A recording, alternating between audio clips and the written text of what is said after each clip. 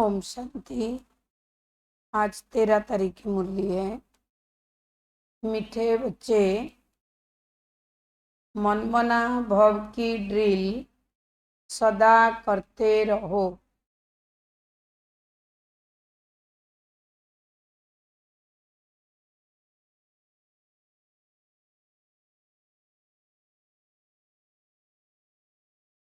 मनमना भव की ड्रिल सदा करते रहो तो 21 जन्मों के लिए रुष्ट पुष्ट ब्रैकेट में निरोगी बन जाएंगे।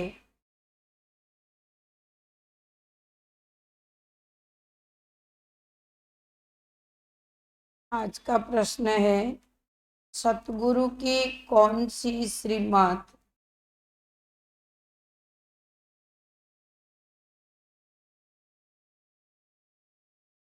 पालन करने में ही गुप्त मेहनत है।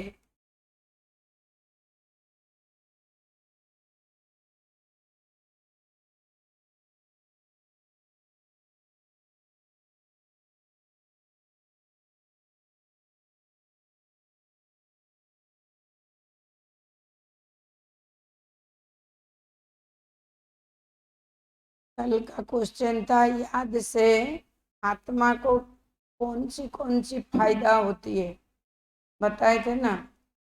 सजाओं से छूटना है, बाबा को याद करने से पवित्र बनेंगे, आत्मा बंधनों से मुक्त हो जाएंगे, धर्मराज की सजाओं से भी छूट जाएंगे, खुशी भी मिलेगी, अब बेहद की अपार खुशी होगी।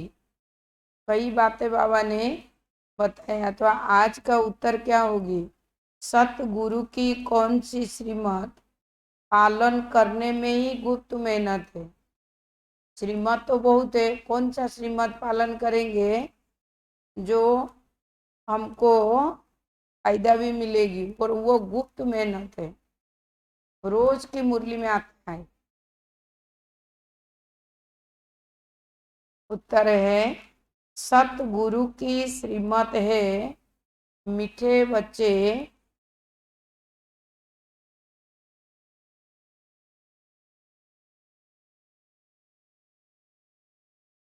इस देह को भी भूलकर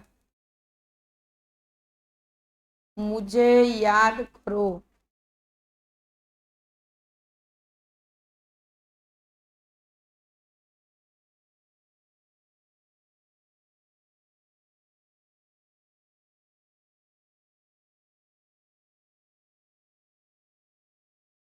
अपने को अकेली आत्मा समझो।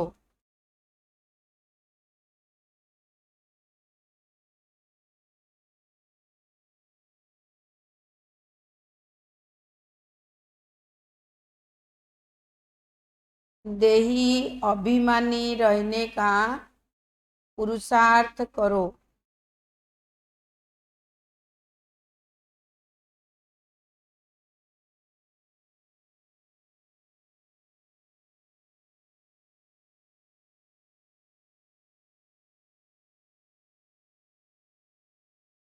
सबको यही पैगाम दो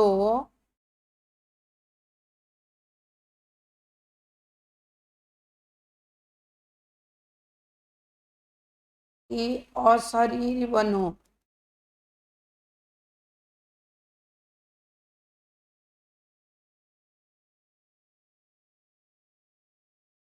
देह सहित देह के सब धर्मों को भूलो।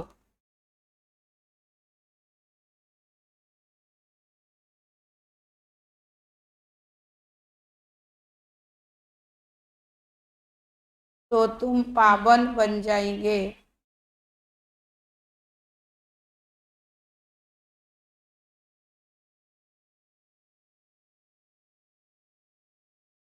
इस श्रीमत को पालन करने में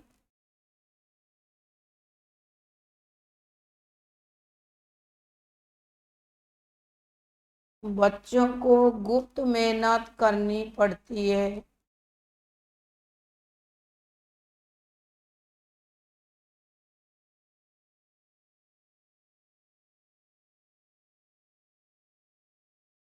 तकदीरवान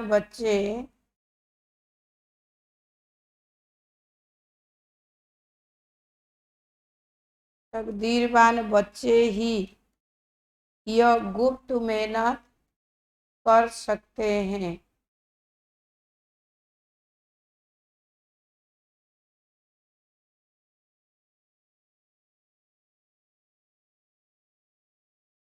आज बाबा ने मुरली के सार में बताया, अगर सदा निरोगी रहना चाहते हैं या एकदम हेल्दी रहना चाहते हैं तो क्या करना है, मनमना भव की ड्रिल करनी है। ये मंत्रों को सदा पक्का करना है तो क्या होगी, 21 जन्मों के लिए सुख शांति मिलेगी या 21 जन्मों के लिए रुष्ट पुष्ट रहेंगे। बाबा ने प्रश्न पूछा था, सतगुरु की कौन सी श्रीमत पालन करने में ही गुप्त मेहनत है। पहला पॉइंट बाबा ने क्या बताया, देह को भूलना है। बिना देह को भूले योग लगेगा ही नहीं। ये ईश्वरीय पढ़ाई उसका मेन सारी यही है कि देह और देह के सर्व संबंधों को भूल स्वयं को आत्मनिश्चय करो, अपने को देही अभिमानी रहने का पुरुषार्थ करो। तो सारे दिन के लिए चेकिंग करना है, कितना समय हम देह भान में आते हैं और कितना समय हम देही अभिमानी होकर के रहते हैं। सबको यही पैगाम दो कि अशरीर बनो, देह सहित देह के सब धर्मों को भूलो तो तुम पावन बन जाएंगे। देह के सर्व संबंधों को भूलेंगे तभी तो याद कर सकते हैं ना। कल बाबा ने कहा कि हम पवित्र कब बनेंगे, जब खूब बाबा को याद करेंगे। तो याद करने के लिए भी देह को भूलना है। इस श्रीमत को पालन करने में बच्चों को गुप्त मेहनत करनी पड़ती है। ये बहुत बड़ी श्रीमत है ना, शरीर को भूलना। यह हमेशा नहीं होता है, कुछ समय बैठते हैं फिर मन को एकाग्र करते हैं तब देह से डिटैच होते हैं। तकदीरवान बच्चे ही ये गुप्त मेहनत कर सकते हैं, हर बच्चे नहीं कर सकते। बाबा ने क्लियर कहा, जो भाग्यवान बच्चे होंगे वो कर सकते हैं। ओम शांति। बच्चे बैठे हैं अपने भाई और बहन को ड्रिल सिखलाने। यह कौन सी ड्रिल है, इसमें बच्चों को कुछ कहना नहीं होता है। वो जो जिस्मानी ड्रिल आदि करते हैं उसमें तो कहना पड़ता है। ये तो सुप्रीम टीचर है, जो गीता का भगवान भी है, जो बच्चों को बैठ योग की ड्रिल भी सिखलाते हैं। ये ड्रिल भी गुप्त है ना। ड्रिल सिखाई इसीलिए जाती है, इसलिए स्वस्थ होने के लिए, सदा, कभी कभी नहीं, हमेशा। ज़्यादा स्वस्थ कब रहेंगे, जब अच्छे चिंतन में रहेंगे। अच्छे चिंतन में रहेंगे तो बाबा की याद ही होगी, कभी बीमार नहीं पड़ेंगे। हमारा संकल्प से ही हम भी बीमारी को आह्वान कर लेते हैं। किसी चीज के लिए ज़्यादा सोचने लगते हैं तो भी हम बीमारी के वश हो जाते हैं। स्टूडेंट रुष्ट पुष्ट अर्थात हेल्दी हो। तुम बच्चे जानते हो, इस मनमना भव की ड्रिल से 21 जन्मों के लिए बहुत रुष्ट पुष्ट रहेंगे, कभी बीमार नहीं होंगे। बाबा आज गारंटी ले रहे हैं कि बच्चे अगर हमेशा मनमना भव की मंत्र को पक्का रखेंगे तो कभी बीमार नहीं होंगे। तो ये कितनी अच्छी रूहानी ड्रिल है। बाप समझाते हैं, मन मना भव, इसमें कहने की भी दरकार नहीं है, सिर्फ समझाया जाता है कि अपने को आत्मा समझो, देही अभिमानी भव। वरदान मिल गया।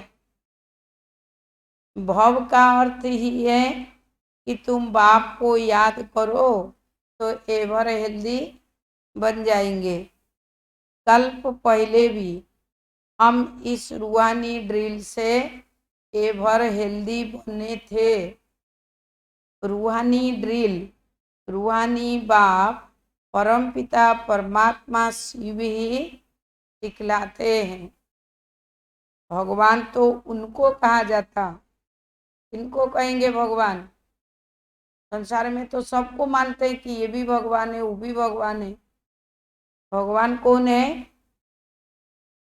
शिव बाबा, जो निराकार है, उसके ऊपर भी कोई नहीं और उसके समान भी कोई नहीं। रूहानी बाप परमपिता परमात्मा शिव ही सिखलाते हैं। भगवान तो उनको ही कहा जाता है जिनकी पूजा होती है। दुनिया में तो देवताओं की भी पूजा करते ना भगवान मान के।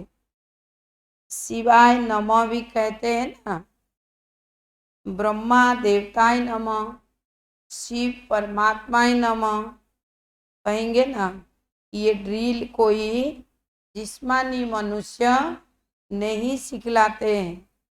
ऐसे नहीं कि तुमको यह ड्रिल ब्रह्मा ने सिखाई है,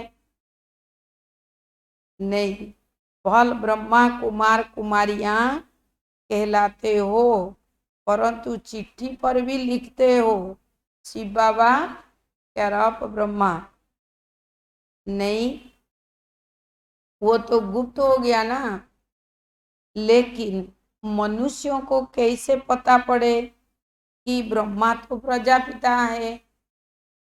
तो सारी दुनिया उनके बच्चे हैं। प्रजापिता है ना, ड्रिल सिखलाने वाला तो निराकार बाप है, वो गुप्त है। गुप्त होने के कारण मनुष्यों को समझने में भी डिफिकल्ट होती है। ब्रह्मा को तो भगवान नहीं कहा जाता, यहाँ नाम ही दिखाते हैं कि ब्रह्मा कुमार कुमारियां अर्थात ब्रह्मा की संतान। जब कोई आता है तो उनको समझाना है कि यह नई दुनिया रचने वाला ब्रह्मा नहीं है, लेकिन निराकार बाप है जो ब्रह्मा द्वारा रचना रचते हैं। अलौकिक परमपिता परमात्मा ब्रह्मा द्वारा रचते हैं। गोया सुप्रीम सोल की रचना हुई।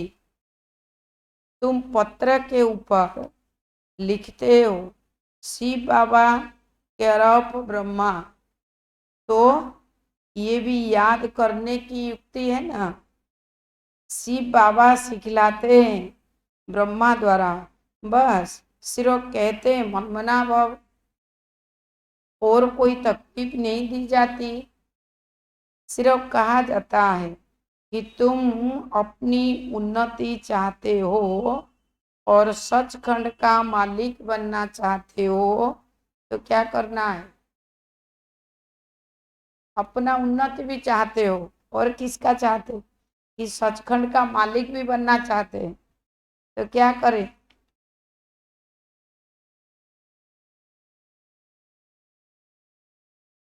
बाबा ने कहा कि सचखंड स्थापन करने वाला तो एक ही सत्य बाप है, उससे याद करो।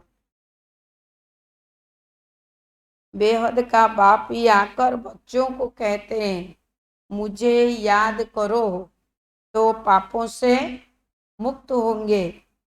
कृष्ण को पतित पावन नहीं कहा जाता सिवाय परमपिता परमात्मा के, और कोई नाम नहीं लेंगे।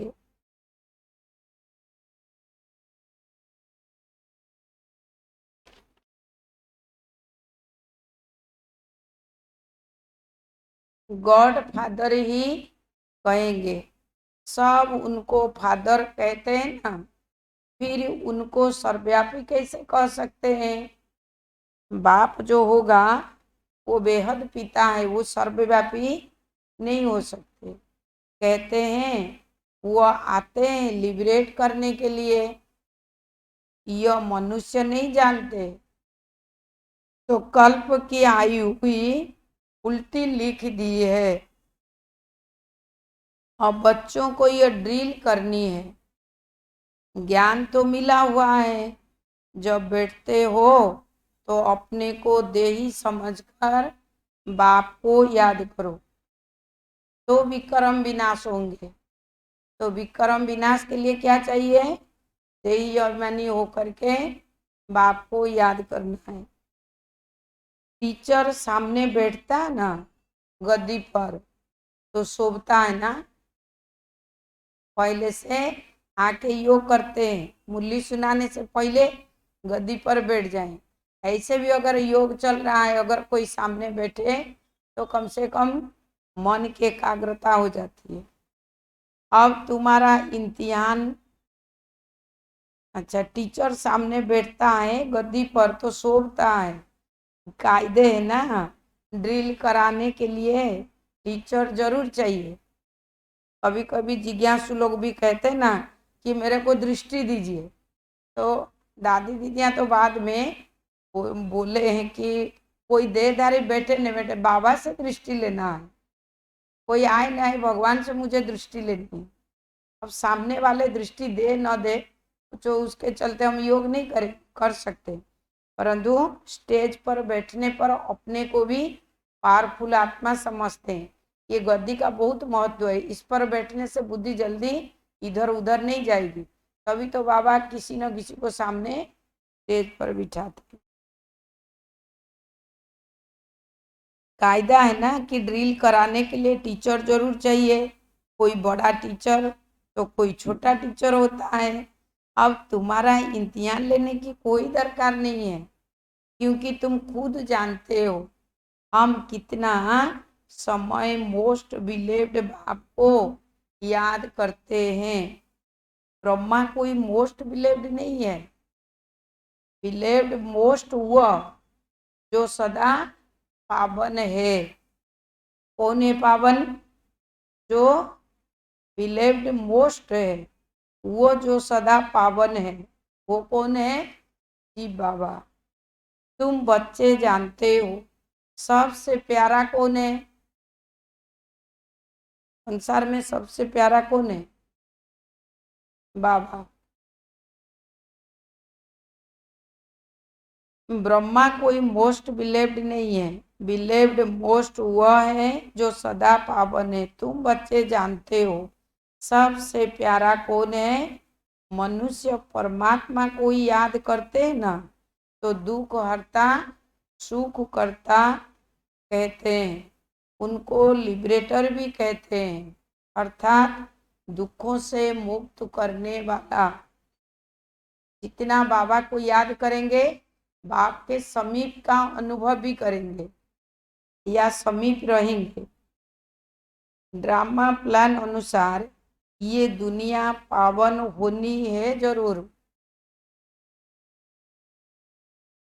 तो बच्चों को अपना पुरुषार्थ करना है और पावन दुनिया बनने के लिए आग लगनी है। ड्रामा प्लान अनुसार ये दुनिया पावन होनी जरूरी है और पावन दुनिया बनने के लिए आग लगनी है। ये भी जानते हो ना, आग कैसे लगेगी? जब अति का अंत होगी, भ्रष्टाचार पापाचार जब ज्यादा वृद्धि को होगी, तब दुनिया में आग लगेगी। विनाश होने बिगर दुनिया पावन नहीं हो सकेगी। यह है रुद्र ज्ञान यज्ञ। रुद्र और शिव कोई फर्क नहीं है, परंतु शिव नाम है मुख्य। बाकी तो अपनी अपनी भाषा में अनेक नाम रख दिए हैं ना। परमात्मा का नाम बहुत संसार में कहते हैं, तो बाबा का तो एक ही नाम है। क्यों?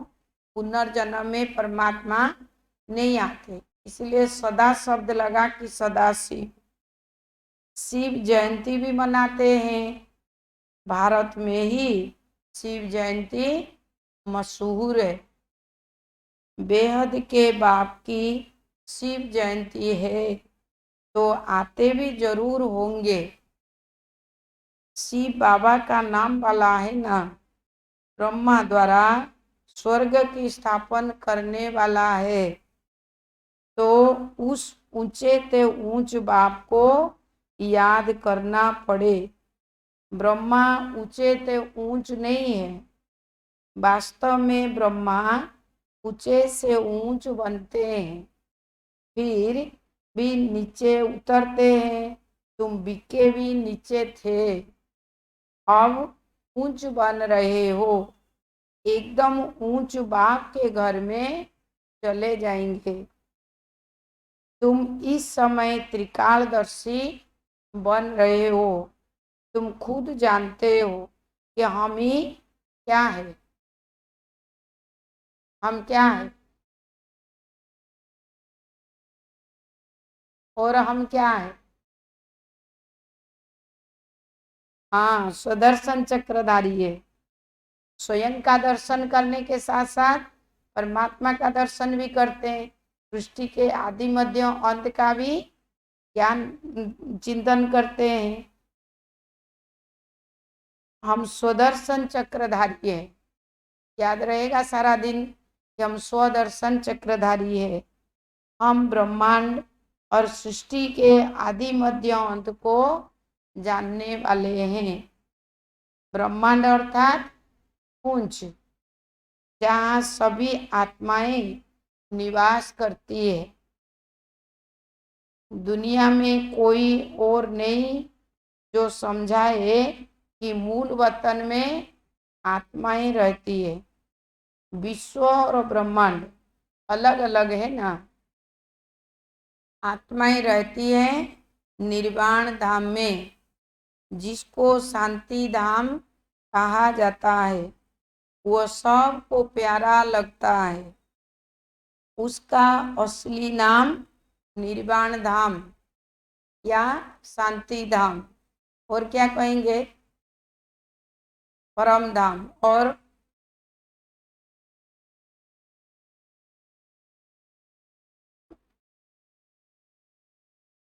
स्वीट साइलेंस होम, सबको प्यारा लगता है। उसका असली नाम निर्वाण धाम व शांति धाम है। आत्मा का स्वरूप है शांत, एक शांति धाम, फिर है मूवी धाम, और यह है टाकी धाम। मूवी धाम में जास्ती रहने का नहीं है। शांति धाम में तो बहुतों को रहना होता है और कोई स्थान नहीं है।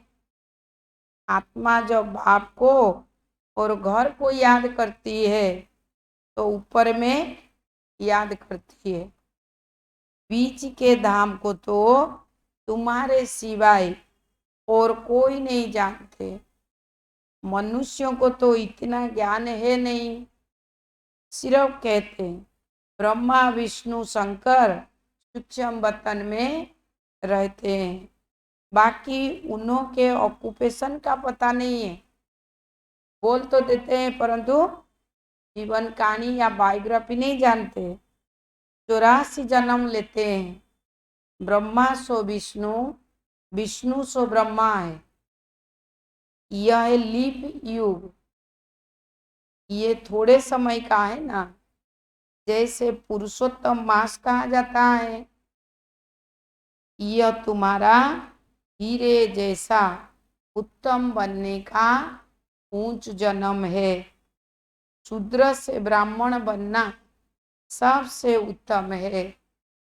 ब्राह्मण बनते हो तो दादे का वर्षा लेने के हकदार बनते हो। बाप बच्चों को कहते हैं, बच्चे सदैव मनमना भव। बाप का मैसेज सबको देते रहो।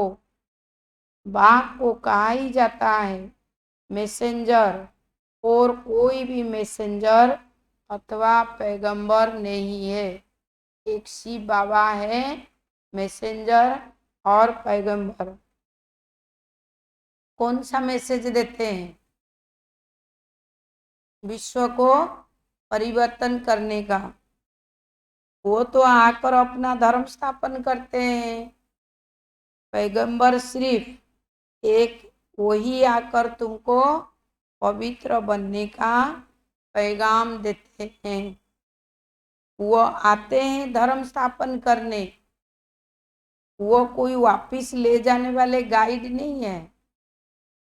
वो तो एक ही सतगुरु, सदगति देने वाला है, सच बोलने वाला, सच्चा रास्ता बताने वाला तो एक ही परमपिता परमात्मा शिव है। तो बहुत गुप्त मेहनत करनी है बच्चों को। अभी तुम जानते हो, हमको ये देह भूलकर एक बाप को याद करना है। आज कई बार बाबा ने रिपीट किया कि देह को भूलो और शरीर बन जाओ।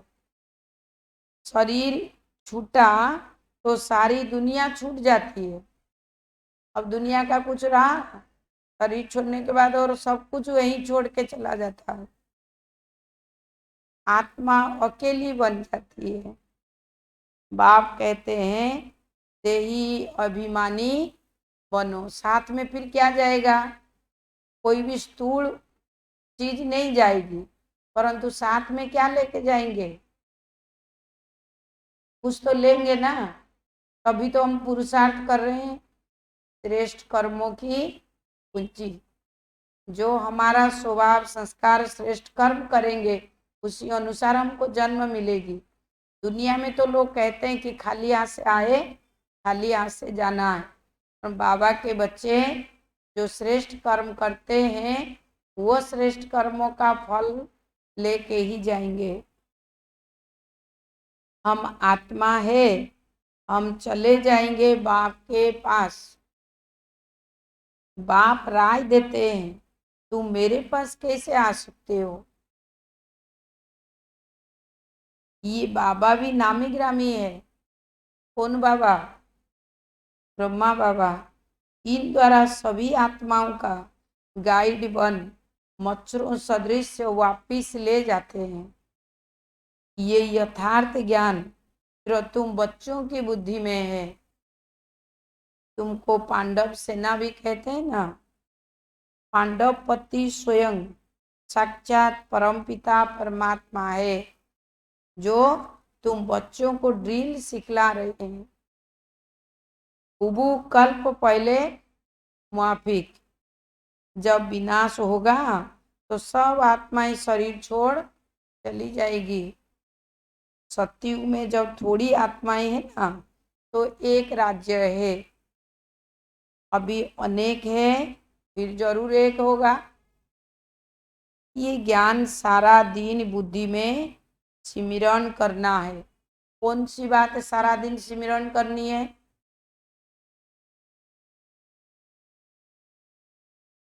अभी बाबा ने ऊपर लाइन में कहा ना, ये दुनिया विनाश होने वाली है, जो भी कुछ है यहीं छोड़ के चले जाएंगे, हम आत्मा अकेली रह जाएंगे। तो बाबा ने कहा कि ये उबु कल्प पहले मुआफी के ड्रामा चलता ही रहता है। ये सारा दिन विचार सागर मंथन करनी है। उबु कल्प पहले मुआफी, जब विनाश होगा तो सब आत्माएं शरीर छोड़ चली जाएगी। सतयुग में जब थोड़ी आत्माएं हैं ना तो एक राज्य है। अभी अनेक है, फिर जरूर एक होगा। ये ज्ञान सारा दिन बुद्धि में सिमरन करना है। बच्चों को प्रदर्शनी पर भी समझाना है। जब न्यू दिल्ली थी तो नया भारत था। एक ही आदि सनातन देवी देवता धर्म था। आदि सनातन कोई हिंदू धर्म नहीं था। हम ब्राह्मण सो देवता बनते हैं। यह और धर्म वाले मानेंगे नहीं। जो पहले आते हैं कोई 84 जन्म लेते हैं। यह बिल्कुल सहज समझने की बातें। अब तुम बच्चों की बुद्धि में है कि अब नाटक पूरा होता है। सभी एक्टर्स आ गए हैं। 84 जन्म पूरे किए, अब फिर घर चलना है। घर जाने की तैयारी है ना, क्योंकि बहुत थक गए हो। कल बाबा ने कहा था ना कि जितना बाप को याद करेंगे थकेंगे नहीं। कल वाली था प्रश्न उत्तर में, जो जितना बाप को याद से फायदा क्या क्या होती है ना, तो कल वाली था कि जितना बाप को याद करेंगे थकेंगे नहीं। तो आज बाबा ने कहा कि बच्चे अब ये दुनिया से थक गए हैं कि बाबा कभी हमको घर ले चले।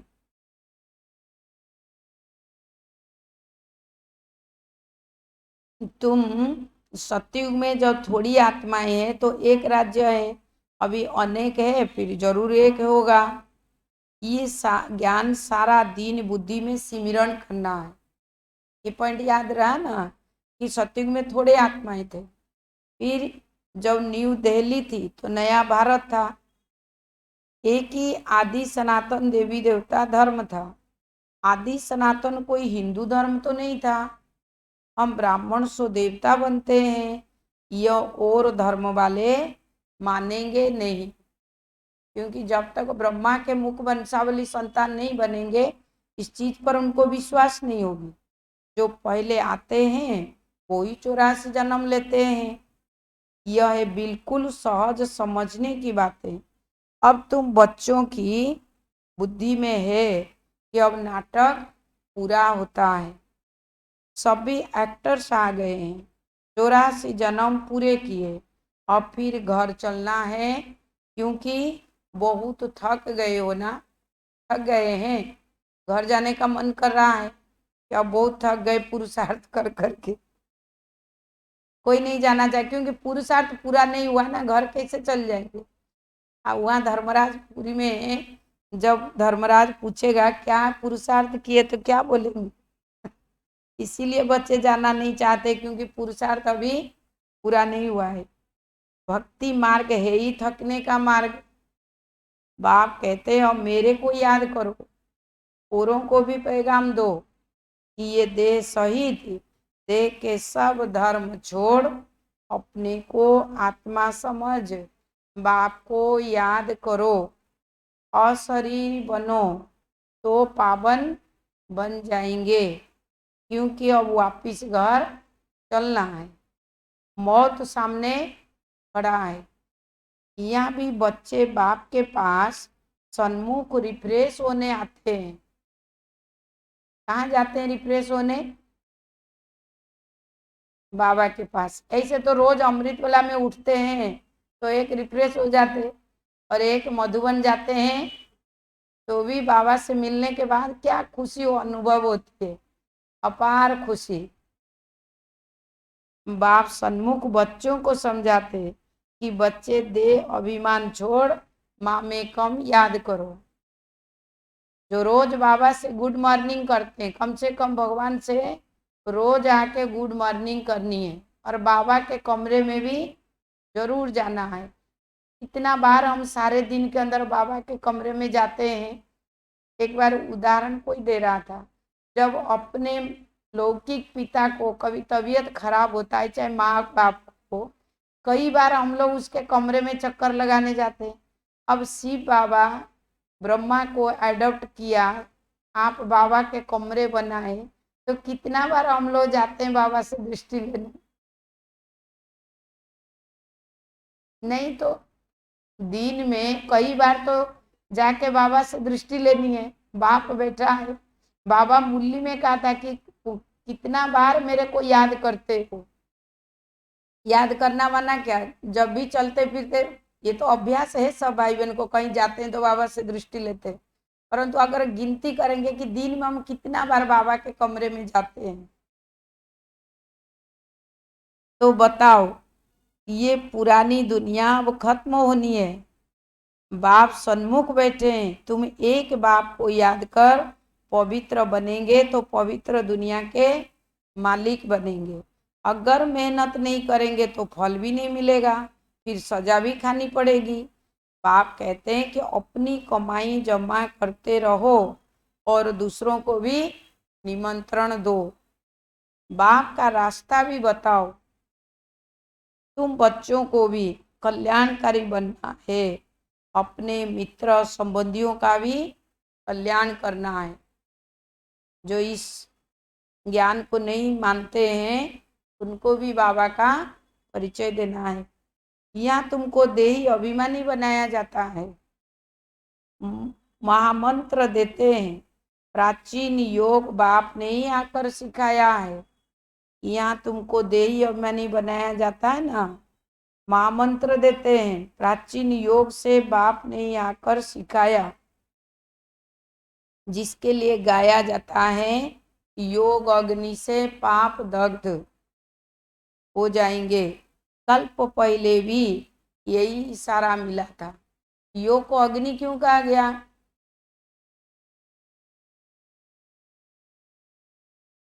हाँ, क्या बोली, बताओ ना। योग को हाँ, विक्रम विनाश होता है। दूसरा अग्नि माना क्या? आग। आग में आप कोई चीज एक डाल दीजिए तो तुरंत उसका रूप रंग परिवर्तन हो जाता है। तो योग को अग्नि बाबा ने इसलिए कहा कि हम जब योग करते हैं, एक तो विक्रम विनाश होता है, हमारे स्वभाव संस्कार पर में परिवर्तन आती है, इसीलिए अग्नि है, जिसके लिए ही गाया जाता है योग अग्नि से पाप दग्ध हो जाएंगे। कल्प पहले भी यही इशारा मिला था। बाप इशारा देते हैं, अपने को आत्मा समझ मुझे याद करो, रहो भल अपने गृहस्थ व्यवहार में। बाबा किसी को बुलाने नहीं जाते, गाया हुआ है शरण पड़ी में तेरे। ये भी होता है जब कोई दुखी होते हैं ना, तो ऊंच ताकत वाले की जाए शरण लेते हैं। यहाँ तो प्रैक्टिकल में ना, जब बहुत दुख देखते हैं, सहन नहीं कर सकते, लाचार होते हैं, तो फिर भागकर आए बाप की शरण लेते। माना कई दिनों से क्लास में नहीं आए होंगे, कहीं ऐसा उसको मुसीबत आ गया तो देखिएगा आके बाबा कमरे में बैठे होंगे। और जरूर कोई मन में है कि बाबा के सामने जाएंगे, बाबा से दृष्टि लेंगे तो ये मेरा समस्या समाधान हो जाएगी। ऐसे नहीं आएंगे। बाबा ने तो क्लियर कहा कि लाचारी होगा, बहुत दुख देखते हैं, सहन नहीं कर सकते, लाचार होते हैं, फिर भाग कर आए बाप की शरण लेते हैं। सब जगह से जब मन थक जाएगा तो बाबा बाबा करते रहेंगे। सदगति तो सिवाय बाप के कोई दे न सके। बच्चे जानते हैं पुरानी दुनिया विनाश होनी है, तैयारी हो रही है, इस तरफ तुम्हारे स्थापना की तैयारी, उस तरफ विनाश की तैयारी है। स्थापना हो गई तो विनाश भी जरूर होना है। तुम जानते हो बाबा आया है स्थापना कराने, इन द्वारा वर्षा भी जरूर मिलेगा। बाकी प्रेरणा से थोड़े ही काम चलता है। टीचर को कहेंगे क्या हम आपकी प्रेरणा से पढ़ लेंगे? कहेंगे? प्रेरणा से अगर सब कुछ होता तो शिव जयंती क्यों मनाई जाती? शिव बाबा को दूसरे के तन का आधार लेने की क्या जरूरत था? प्रेरणा से करने वाले की तो शिव जयंती मनाने की दरकार नहीं है, तो डायरेक्ट फ्री हो जाता। जयंती तो सभी आत्माओं की होती है।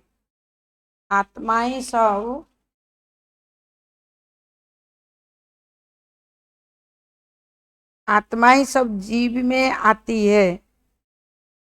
आत्मा और शरीर जब मिलते हैं ना तो पाठ बजाते हैं। आत्मा का तो स्वधर्म है शांत, उसमें ही नॉलेज धारण होती है। आत्मा ही अच्छा बुरा संस्कार ले जाती है। बाप तो स्वर्ग का रचयिता है ना, वहाँ तो पवित्रता ही है, अपवित्रता का नाम निशान नहीं है। यह है विषय सागर, कितना क्लियर समझाया जाता है तो भी किसी की बुद्धि में नहीं आता। परंतु तुम किसी को भी दोष नहीं देते हो। ड्रामा के बंधन में सब बांधे हुए हैं। तुम समझते हो सीढ़ी से ऊपर से नीचे उतर आए हैं, ड्रामा अनुसार हमको उतरना ही है। फिर बाप कहते हैं अब चढ़ने के लिए पुरुषार्थ करना है। परंतु जिनकी तकदीर में नहीं है वो ऐसे कहते हैं, जो ऐसे कहते हैं उनसे समझ जाते हैं कि इनकी तकदीर में नहीं है। 2-4 वर्ष चलते चलते भी फिर गिर पड़ते हैं, महसूस भी करते हैं कि हमने बड़ा भूल की है, बड़ी चोट खाई है। ये भी आधा कल्प की बीमारी है, कम नहीं है। आधा कल्प के रोगी है, भोगी बनने से रोगी बन जाते हैं। कोई ना कोई बात को लेके ज्यादा सोचने पर ही तो रोगी हो गए ना, भोगी से रोगी हो गए। ये भी आधा कल्प की बीमारी है, कम नहीं है। भोगी बनने से रोगी बन जाते तो बाप आकर पुरुषार्थ करवाते हैं। कृष्ण को योगेश्वर कहते हैं।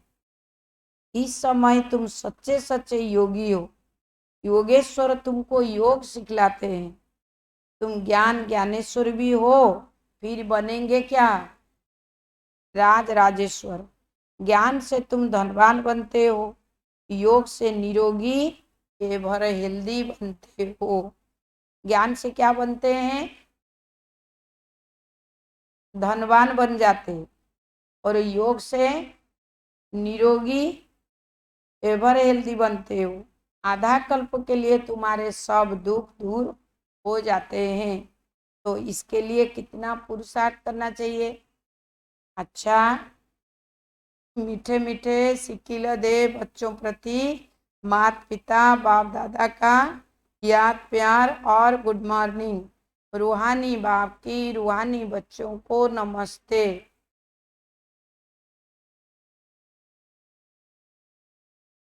और नमस्ते नमस्ते।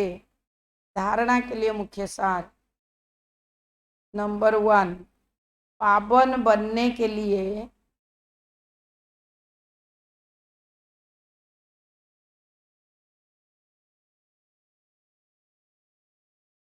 अशरीर बनने का अभ्यास करना है।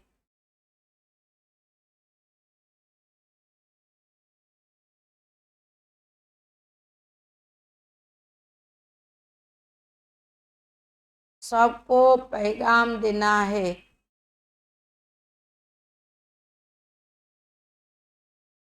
क्या पैगाम दें? एक बाप को याद करो।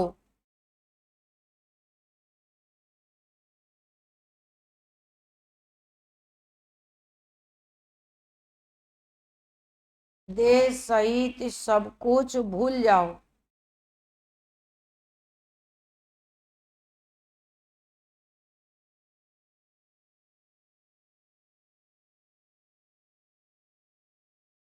सबको पैगाम देना है कि एक बाप को याद करो। देह सहित सब कुछ भूल जाओ।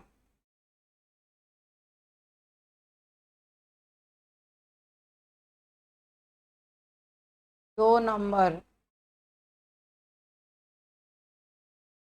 योगेश्वर बाप से योग सीख कर सच्चा सच्चा योगी बनना है।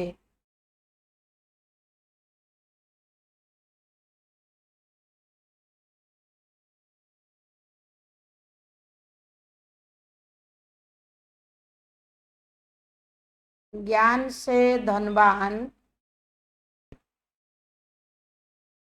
और योग से निरोगी।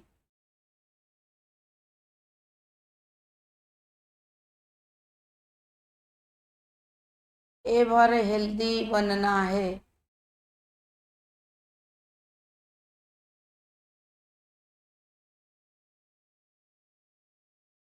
आज का वरदान।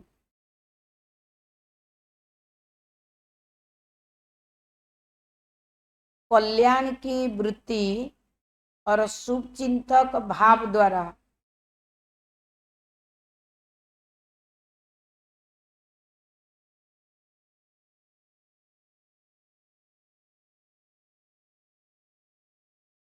कल्याण की वृत्ति और शुभ चिंतक भाव द्वारा विश्व कल्याण के निमित्त बनने वाले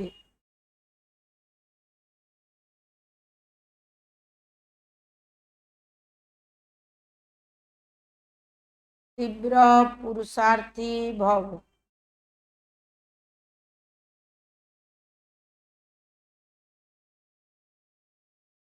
डिटेल्स रिवाइज। कल्याण की वृत्ति और शुभ चिंतक भाव द्वारा विश्व कल्याण के निमित्त बनने वाले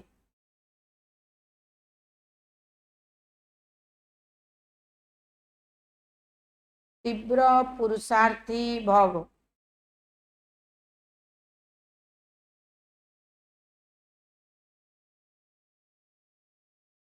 डिटेल्स। तीव्र पुरुषार्थी वह है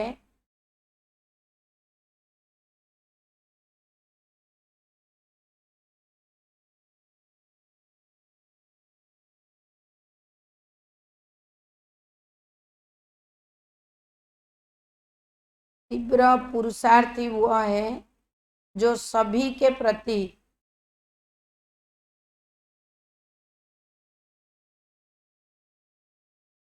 कल्याण की वृत्ति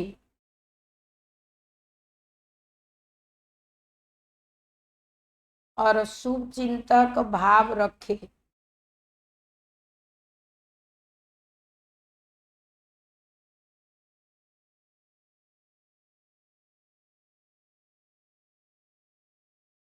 भल कोई बार बार गिराने की कोशिश करे, मन को डगमग करे,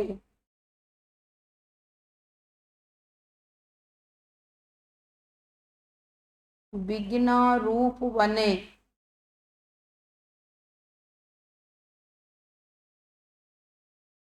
फिर भी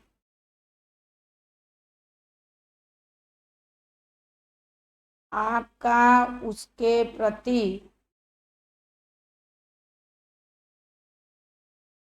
सदा शुभ चिंतक का अटोल भाव हो।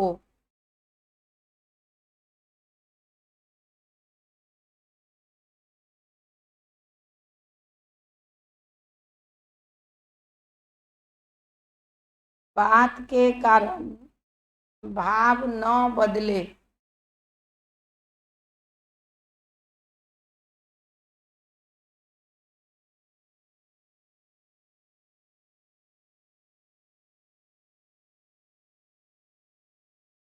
हर परिस्थिति में वृत्ति और भाव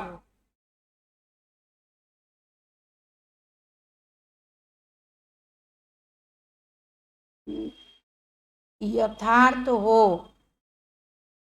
तो आपके ऊपर उसका प्रभाव नहीं पड़ेगा।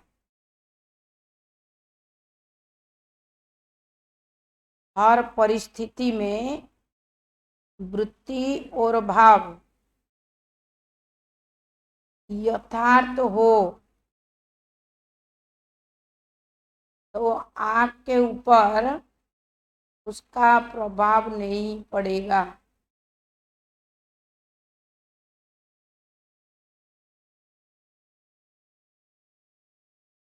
फिर कोई भी व्यर्थ बातें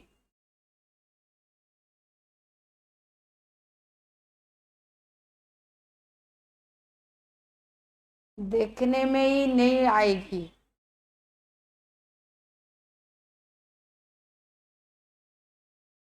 बाबा ने कहा कि हर परिस्थिति में वृत्ति और भाव यथार्थ हो तो आपके ऊपर उसका प्रभाव नहीं पड़ेगा।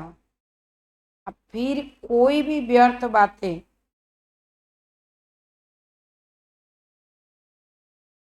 देखने में नहीं आएगी।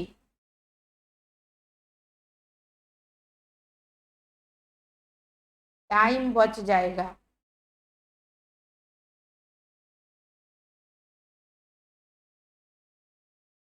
यही है विश्व कल्याणकारी स्टेज। विश्व कल्याणकारी का स्टेज क्या है, आज पूरी बात बाबा ने वरदान में बताया। तीव्र पुरुषार्थी वह है जो सभी के प्रति कल्याण की वृत्ति और शुभचिंतक भाव रखे, उसको कहेंगे तीव्र पुरुषार्थी। फल कोई बार बार गिराने की कोशिश करे, मन को डगमग भी करे, विघ्न रूप बने, फिर भी आपका उसके प्रति सदा शुभ चिंतक का अटोल भाव हो। बात के कारण भाव न बदले, हर परिस्थिति में वृत्ति और भाव यथार्थ हो तो आपके ऊपर उसका प्रभाव नहीं पड़ेगा। और मोटा मोटी रूप में हम क्या कहते हैं, हम तो उसको कुछ नहीं बोलते हैं, हम एकदम साइलेंस है, परंतु आपका जो नेगेटिव संकल्प उसके पास पहुंच रहा है, आप मुख से नहीं बोले, आपका संकल्प उसको वाइब्रेशन जो आप बैठ के चला रहे हैं वो उस तक पहुंच गया। आप मुख से सिर्फ नहीं बोले परंतु संकल्प पहुंचता है, इसलिए उसका फिर प्रभाव आप पर पड़ जाता है। फिर कोई भी व्यर्थ बातें देखने में ही नहीं आई। जरा सा भी अगर सुख्य में भी अशुद्ध संकल्प उस आत्मा के प्रति हम करते हैं तो फिर हमारे ऊपर अच्छा प्रभाव नहीं पड़ेगा, फिर बुरा प्रभाव पड़ेगा, टाइम बच जाएगा। यही है विश्व कल्याणकारी की स्टेज। स्लोगन, संतुष्टता जीवन का श्रृंगार है।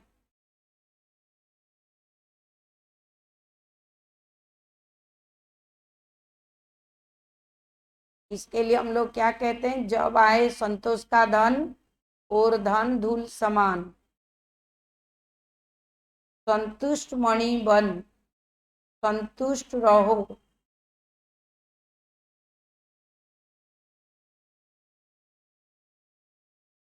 और सर्व को संतुष्ट करो।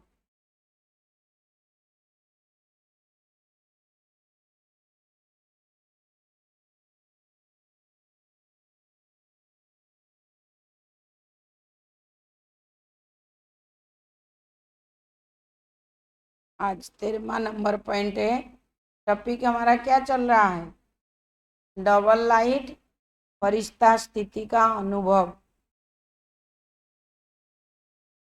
जैसे साकार रूप में एक ड्रेस चेंज कर दूसरी ड्रेस धारण करते हो ना, ऐसे साकार स्वरूप की स्मृति को छोड़ आकारी फरिश्ता स्वरूप बन जाओ। फरिश्तेपन की ड्रेस सेकंड में धारण कर लो। यह अभ्यास बहुत समय से चाहिए, तो अब अंत समय में पास हो सकेंगे। बाबा बाबा मुख में निकलेगा कब, जब बहुत दिनों का अभ्यास होगी, ऐसे नहीं निकलेगा। किसी न किसी देहधारी की याद भी नहीं, देहधारी की याद ही मुख से निकलेगी।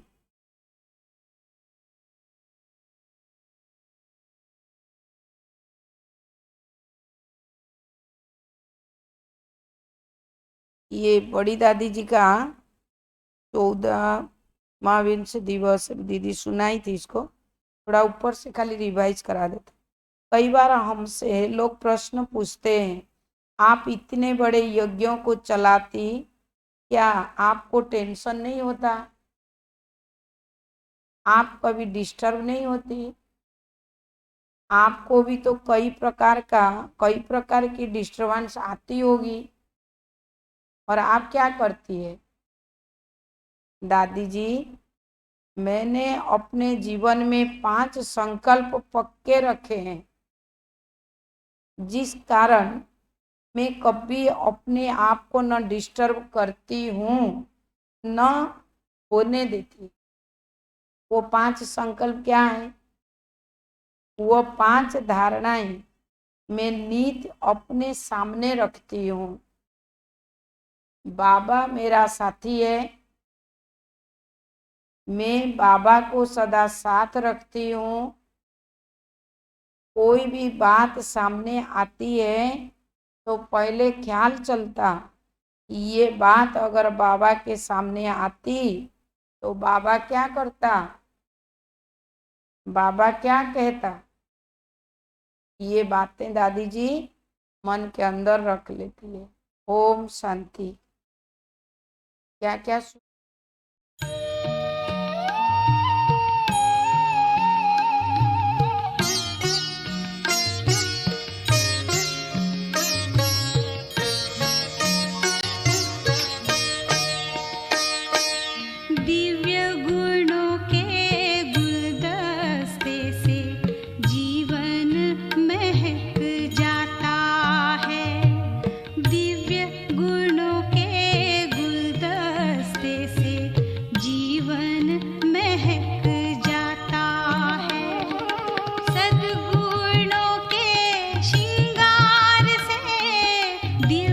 जी